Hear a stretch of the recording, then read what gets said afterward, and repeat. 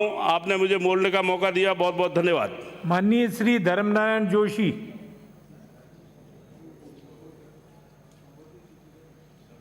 माननीय सभापति महोदय, आपने दंड विधेयक पर 2021 पर बोलने का अवसर दिया, इसके लिए आभार। मेडिकल का विषय, हमारा केंद्र भी कानून बनाने का अधिकार है और स्टेट को भी बनाने का अधिकार है। समवर्ती सूची का मामला है, स्टेट कानून बना सकता है और अच्छा कानून है, इसके लिए तो मैं आभार व्यक्त करता हूं। परंतु इसका जो सिस्टम है, हमारा सरकारी सिस्टम, आपने पूरा पहले भी दंड का प्रावधान था, आपने कितने लोगों को दंड दिया। आपके पास साधन नहीं है, आपके पास लैब नहीं है। दीपावली का त्योहार आ रहा है, यानी हजारों किलो मावा पकड़ा जाता है प्रतिवर्ष, और हजारों किलो मावा पकड़ने के बाद भी आज इन कितने लोगों की सजा है। आप दंड की प्रक्रिया, दंड तो बढ़ा रहे हैं, परंतु दंड में कितने लोगों की सजा है। इसलिए इस तरह प्रार्थना है कि इसको लागू करने में सतर्कता बढ़ती है, क्योंकि मानव का जीवन आज खतरे में, केवल मिलावटी वस्तु खाने से खतरे में।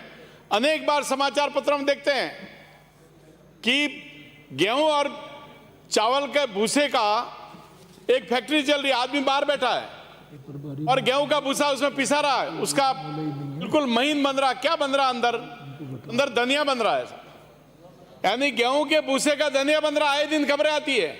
राजगीर का आटा, राजस्थान में नकली आटा खाने से अनेक लोग बीमार हो गए। आज आप किसी पुलिस वाले को सीआईडी नकली बना करके किसी दुकान पर भेजिए, घी की दुकान पर, दुकानदार को कहिए, तो दुकानदार पूछेगा आपको, मेरा प्रैक्टिकल अनुभव है, आपको कौन सा घी चाहिए? दीपक करने का घी चाहिए, यज्ञ का घी चाहिए या खाने का घी चाहिए? सबके अलग अलग रेट है। मुझे आश्चर्य है, उदयपुर में एक दुकानदार के यहां बैठा था मंडी में। उदयपुर में दिल्ली से देशी घी की ट्रक रोज आती है एक, यानी ट्रक उदयपुर से दिल्ली जाने चाहिए, यहां तक तो ठीक है, भैंसे दिल्ली में ज्यादा है। ये जो सिस्टम है, और मेडिकल का तो अलग ही हिसाब किताब है माननीय सभापति महोदय।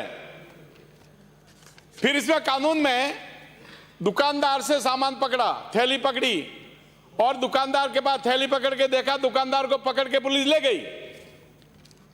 अरे भाई, उसमें सिस्टम, दुकानदार जो थैली बेची है उसने, जिससे प्रोडक्शन किया, उत्पादन किया, उसका नाम है उसमें, उसको कोई सजा नहीं है। दुकानदार को सजा जो सामान छोटा 2 रुपए 5 रुपए का सामान बेच रहा है। तो मेरी आपसे प्रार्थना, इसको भी ठीक करिए। देश का सबसे बड़ा घोटाला दवाइयों का, 3000 करोड़ की दवाएं के नकली दवाएं उदयपुर में पकड़ी। 3000 करोड़ की, छोटी मोटी सरकार का 3000 का बजट होता है। 3000 करोड़ की दवाएं पकड़ी, और वो दवाएं वाले फैक्ट्री को, वहां मजदूर को पूछो किसका क्या बन रहा है, मजदूर को पता नहीं कुछ भी, क्योंकि उसकी 5 जगह फैक्ट्री चलती थी। पैकिंग कहीं चल रही है, दवाई कहीं बन रही है, एक जोधपुर में फैक्ट्री, एक राजसमंद जिले में फैक्ट्री, एक उदयपुर फैक्ट्री, एक जयपुर फैक्ट्री। जहां जो मजदूर 5 फैक्ट्रियों में काम करने वाला मजदूर, उसको कुछ पता नहीं क्या हो रहा है, क्या बन रहा है, उनको क्या कुछ पता नहीं हमको क्या बन रहा है। 3000 करोड़ की दवाएं, और वो एक्सपोर्ट होती थी, विदेश में जाती थी दवाएं। ये हमारे यहां की स्थिति है माननीय सभापति महोदय। आपने एक नारा दिया था, गहलोत साहब जब भी पधारते हैं सरकार में अच्छे नारे देते हैं, राजस्थान को प्लास्टिक मुक्त करेंगे। आज प्लास्टिक कहां नहीं मिलता बताइए आप? थोड़े दिन अभियान चले, थैलियां जब्त करके ले गए नगर पालिका वाले, कुछ के उनके चालान काट दिए। आज सब जगह जैसी चाहो थैलियां, सभापति महोदय आप जहां चाहो प्लास्टिक की थैलियां आपको मिल जाएगी।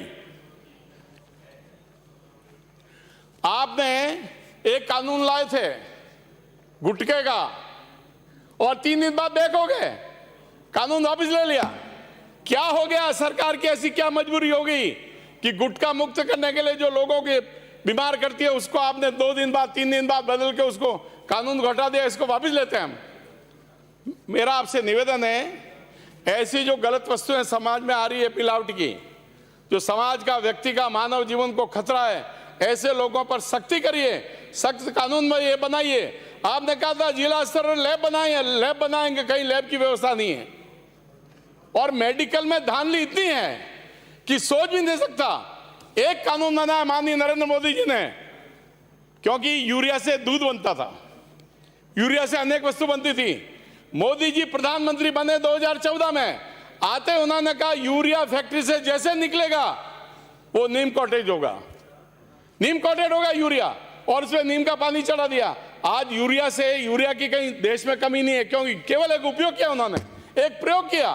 तो आपसे मेरी प्रार्थना है, कानून बहुत अच्छा है, कानून पहले भी अच्छा था, परंतु उसको, कानून को, लोगों को पकड़ के अंत तक उसकी मॉनिटरिंग करके आदमी को सजा मिलेगी ना, तो दूसरा आदमी उसका कानून को भंग नहीं करेगा।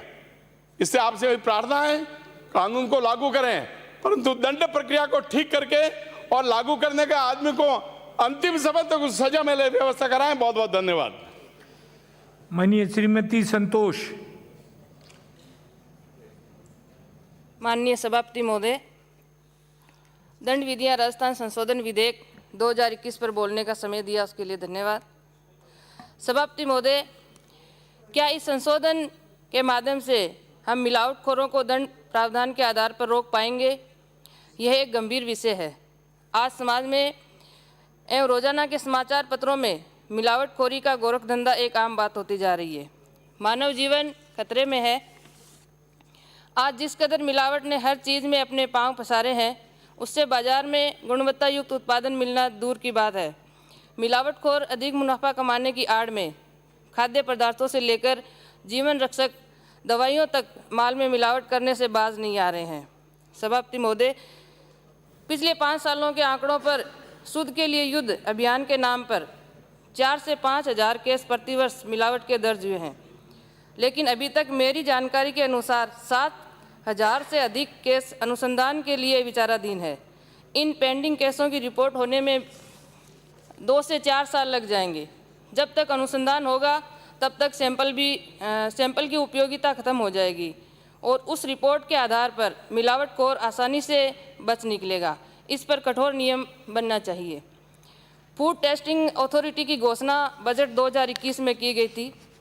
मिलावट पदार्थों की जांच के लिए प्रत्येक जिले में लैब की घोषणा भी की गई थी। मिलावटखोरों के विरुद्ध त्वरित कानून